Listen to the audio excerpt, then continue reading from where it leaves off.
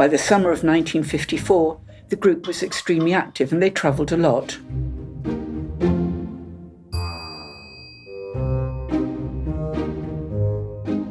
Diving in beautiful Durdledore Beach,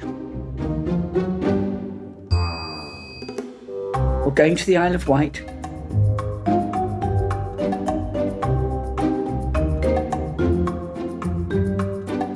It's incredible how they went from looking for people in April to a brand new branch with 60 members.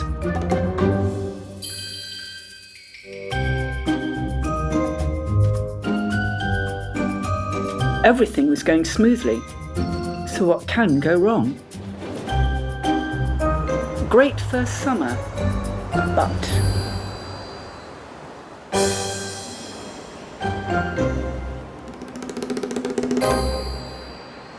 it was necessary to keep divers fit in winter.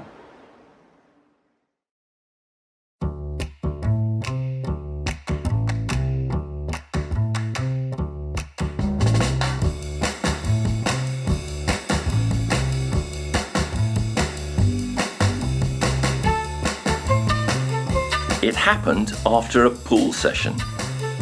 There were Jack and Dina Willis, Frank and Hazel Lilliker, plus my wife Sylvia and I.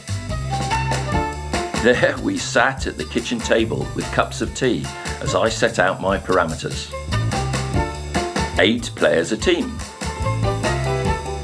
A disc-shaped lead weight or puck propelled to the opposite end of the pool, and a bat curved to suit the puck. The name, Octopush. After innumerable cups of tea, the sport was finalised. We call the puck the squid.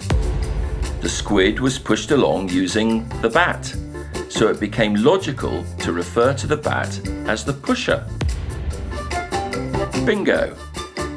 We already had the puss in the name Octopus, so bang an H at the end and we had Octopush. 8 pushing. Logical, isn't it?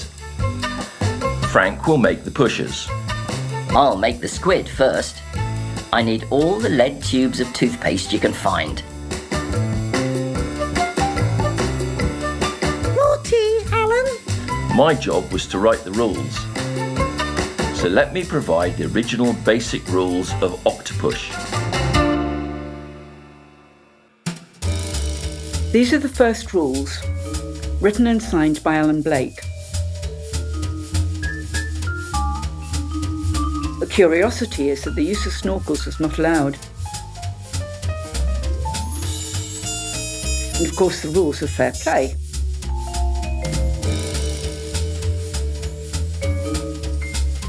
The most interesting thing here is Alan Blake's signature and its date, 26th of October 1954.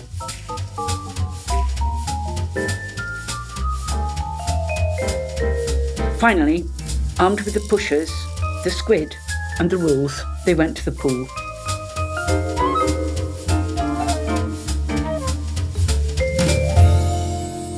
Meanwhile, in branch number 9,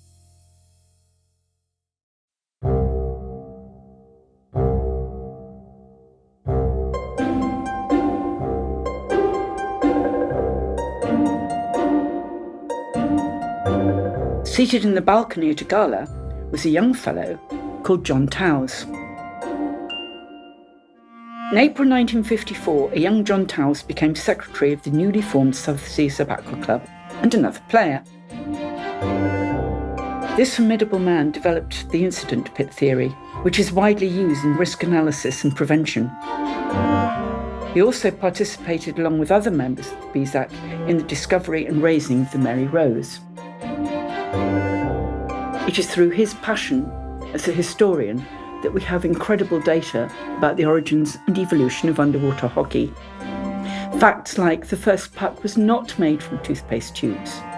Jack Willis made it from an airplane engine piston.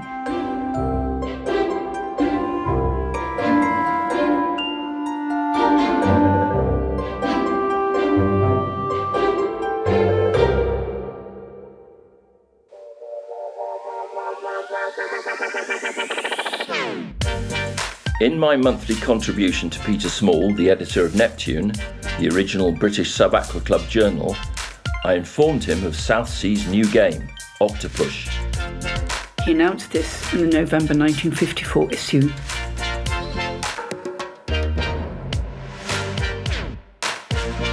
Meanwhile, our indoor training programme is getting underway, including wet activities other than in baths, and our new underwater game, Octopush, of which mysteries more later when we have worked out the details. For all this, we must continue to evolve underwater hockey in all its forms, and we must celebrate the first 70 years of Octopush.